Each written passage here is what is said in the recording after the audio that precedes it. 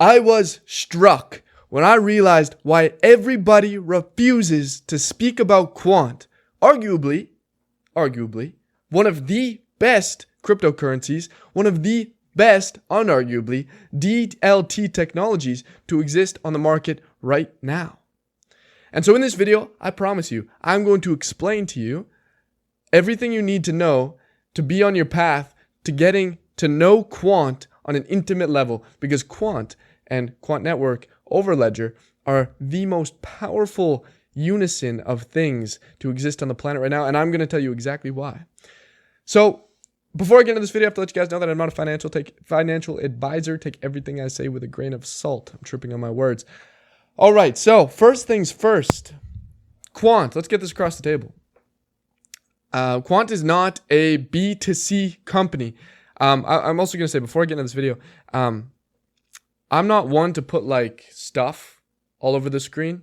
I'm not here to give you visual stimulation and, make you feel good and whatnot. That's up to you. I'm just here to give you information. So if you guys just want to like throw me in your pocket, put your AirPods in, I don't know, do the dishes, sneak me in at work, whatever you're going to do. Yeah, I'm just not like the TikTok kind of, visual stimulation all the time, zooming in and out my camera. Like I don't care about for that stuff. So if you guys are into that, subscribe, because I have lots of information coming in that style. However, if you need the visual stimulation, I'm not your guy. So Quant is not a B2C company. This is not business to customer. Initially, I think when Quant started, we all had this hype because Quant was marketing to retail. Mark was marketing to us, the investors, to invest in QNT token. And what they did was they gave us a reason to invest. They said, listen, here's our idea. This is what we're going to do. This is what we're building. If you guys like this idea, invest in us. That's what they said. And, as everybody knows, it happened. And now Quant is this big working capital that they're using to help with development and to really bring this project to fruition. And so here we are, today's day, and they have the capital. They have everything they need.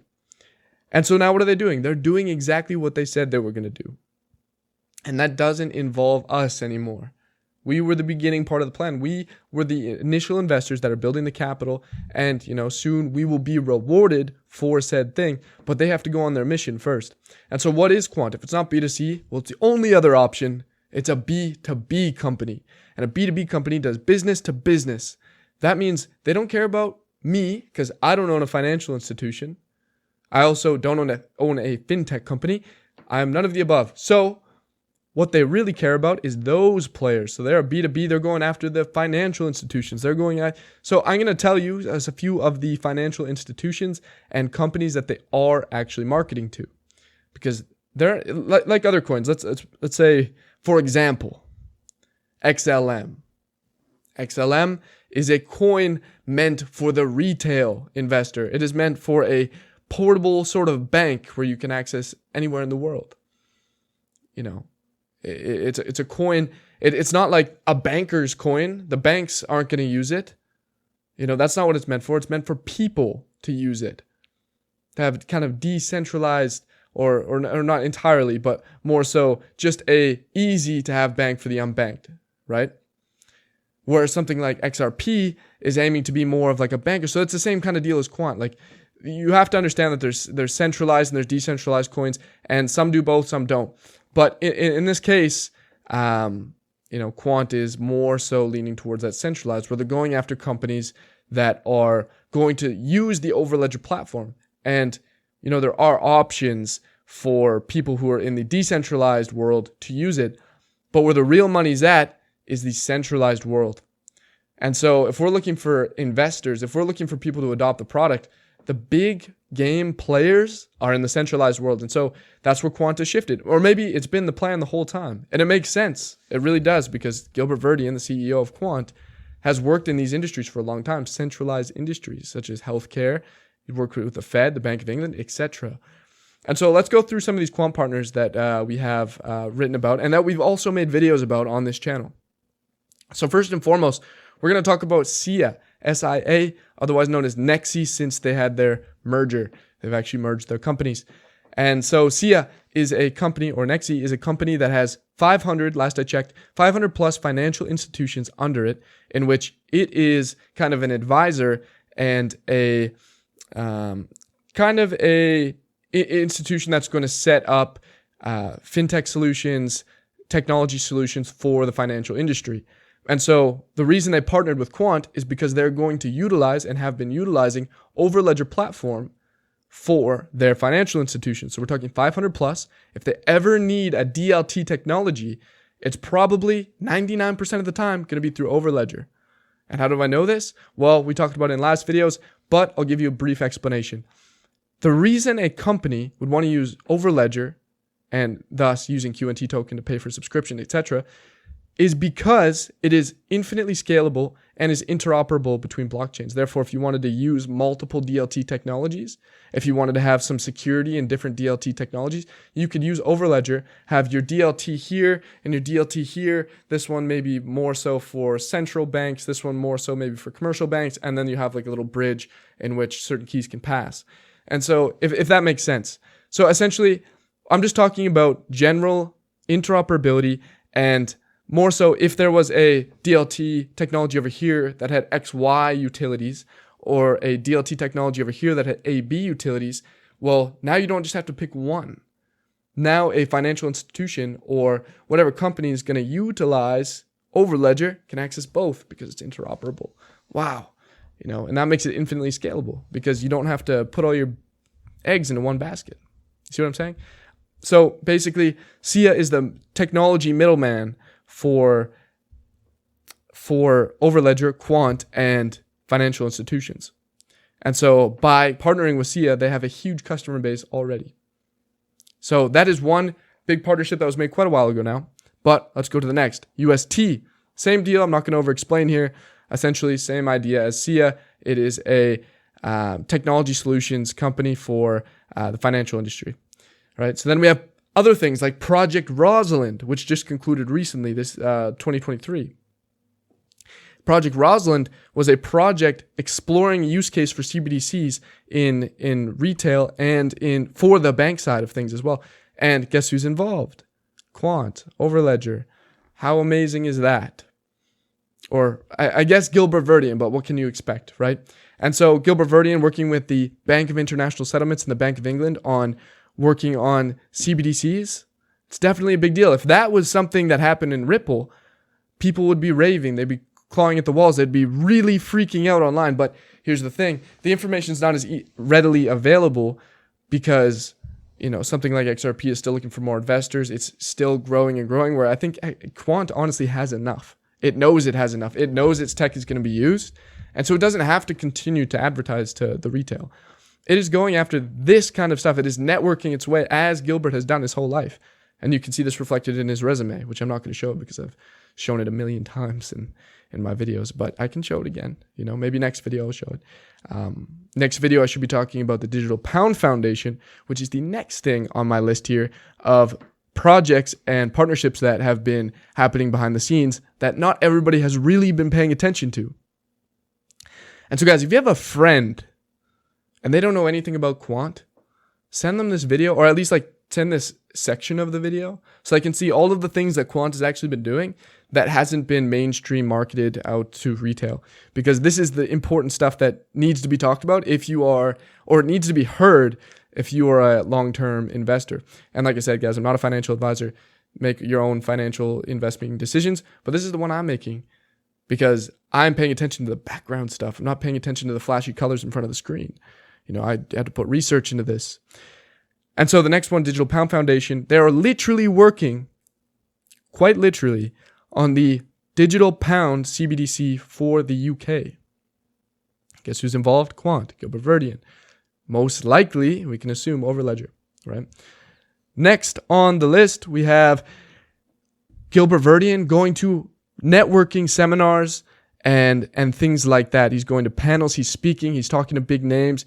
He's talking to HSBC, he's talking to the BIS, the Bank of England. He's talking to a lot of huge financial firms. He's talking to people, and he's on the boards of people who are policy and regulators. like UK Finance, recently on a panel with them and joined as a member. Quant joined as a member to UK Finance, which is in charge of helping to create, and they're not a government body, but it is very listened to because they're a lot of intelligent individuals who are helping to make standards, make policies, make regulations, and they have a lot of financial firms under them as well. And their UK Finance is there to help those people, adopt the latest standards and so forth. And so Quant joined as a member. And why do you think they did? Well, because they have the tech that's going to help them in the future. And so we have another thing, they went to Sibos, SIBOS. And Sibos is a yearly, I can't think of the word right now, but it's like a get-together. So like a networking get-together, that's what we'll say, where Swift hosts it, right? Swift, you guys have probably heard of Swift. They're kind of the leader in international secure payments. And, if you follow XRP and Ripple and stuff, you probably heard lots about Swift if you're in that area. But Swift hosts it. And so, of course, Quant speaks at Sibos. Also super exciting, and this is all stuff that I don't really have to go into detail about what happened, because the fact that they're there and speaking on these panels just goes to show, and I mean, obviously Gilbert's resume shows that networking is happening and there is stuff happening behind the scenes that isn't just readily marketed to you. Nobody's coming and saying, Gilbert Verdian seen talking with HSBC. It's just like, oh yeah, they talked to HSBC. It's obvious stuff. Like, they're moving forward. Right? So there's no like emotional marketing in your face. But this is what I'm saying. I'm here to show you. These are the things you want to look for when you're looking at a company, that this is happening. Because companies aren't brands. Companies aren't logos. They're not company values. They're nothing, none of that. Companies are people. And the people you got to pay attention to are the CEOs, because the CEOs are what makes or break a company. And when I see the CEO, Gilbert Verdian, Paulo Tasca, when I see people like this leading a company, and when I see them out and about doing stuff like this, that is a green flag for me. That is a green flag for me. So there's a lot of other things that they've done. I'm not going to mention them all, but another one's the Innovate Finance Summit, which here, this is kind of what sparked me to actually make this video, because I saw this and I was like, wow, this is really cool. This is interesting. It happened back in April 2023. I didn't see anybody talk about this, And so if you want to see this, just go to Quant's Twitter. You can go through, read this, whatever you want to do. But the fact is, nobody's really covering Quant, right? But there's all this amazing information, this juicy information that's happening regarding it. Like, they are integrated in the CBDC world. They are literally making policies and regulations for the CBDC world. We have like another one, Gilbert Verdian and Paulo Tasca on the ISO as, Paulo Tasca actually as an advisor for the ISO, International Organization of Standardization.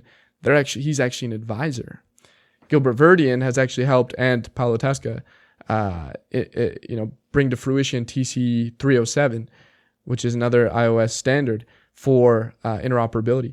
And so you can be sure that because, they're out making the standards, that obviously Overledger is going to be always up to date. It's going to be part of it. And maybe it's even going to be integrated into some of these standards that they invent. And, that could lead to anything. So I just want you guys to keep that in mind. Another thing, super important. This is what we see, right? We see these ones that they talk about, and these are kind of marketed to us in a way, lightly. Like, you still have to search to find these things, but I'm telling you, there is guaranteed many, many, many more partnerships behind the scenes that aren't talked about, that can't be talked about because of NDAs. You know what an NDA is? It's a non-disclosure agreement. So you can't talk about certain things if you sign an NDA. And when we're talking about sensitive data and new technology, well, you have to be 100,000% sure that the technology is safe before you go blabbing to everybody that you're using it, right? If I'm a hospital and I'm using Overledger, I don't know how many times this has been used. Like, I can't be 100,000% sure. I trust Gilbert, but even, Everybody makes mistakes. There could be some kind of security flaw or something. So even if there's not, and I trust that Overledger is very secure, even if there's not, why would you go and risk it? Right? Even if my car had the best security on it ever, it had the number one security locking mechanisms possible. You know, if somebody like touches the car, the cops get called. It could be whatever. I still don't want people jiggling the handle every day. You know, I'm not going to risk it. And so my point is, there's going to be a lot of companies that choose to sign NDAs for security reasons, especially in this industry where you're talking about supply chain is something that Overledger could be used for, right? Supply chain. We're talking about finance, people's finances, people's private information being stored on blockchain. If there ever were to be a vulnerability, we wouldn't want a list of people who could be attacked because of this vulnerability. Like, you wouldn't want it, like, you know, if you were one of those financial institutions, you wouldn't want to be on that list. And so this is all we really know. And the ones we really know are just things like SIA, which is like a fintech, which has financial institutions under it, but you don't know which financial institutions are actually using Overledger. And we probably won't know. You know, this is all we know. And so it's safe to say that there's most likely many NDAs when it comes to this, and that's okay. The thing we should be looking for is Gilbert doing this right here. Gilbert talking to people on panels, Gilbert networking, Gilbert everything, you know.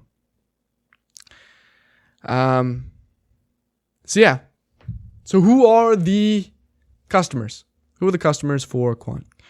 Well, the decentralized customers for Quant are going to be people who are making MDApps, you know, distributed ledger apps. So if you want an app that displays all the transactions from Bitcoin, Ethereum, XLM, XRP, whatever, use Overledger. Well, now you can grab all that information, code it really seamlessly, really easily. You only need one developer to do it, because if he knows how to code using Overledger, you're set. Right? You don't need to know each coding language for each different blockchain, period. So that's who that's meant for in the decentralized sense.